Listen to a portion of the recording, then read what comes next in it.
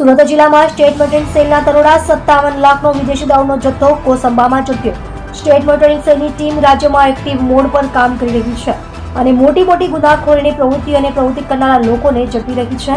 ત્યારે સુરત જિલ્લામાં પણ સ્ટેટ મોટરિંગ સેલની ટીમે દરોડા પાડ્યા છે અને વિદેશી દારૂનો મોટો જથ્થો ઝડપી પાડ્યો છે। 57 લાખના દારૂ સહિત 78 લાખનો મુદ્દામાલ જપ્ત। સુરત જિલ્લામાં એસએમસીની ટીમે દરોડા પાડીને નેશનલ હાઈવે 48 પરથી મોટી માત્રામાં વિદેશી દારૂનો જથ્થો ઝડપ્યો છે। માંગરોળના નંદાવ પાટિયા પાસે ટ્રકમાં દારૂનો જથ્થો લઈ જવાતો હતો, જેને સ્ટેટ મોનિટરિંગ સેલની ટીમે ઝડપી પાડ્યો છે।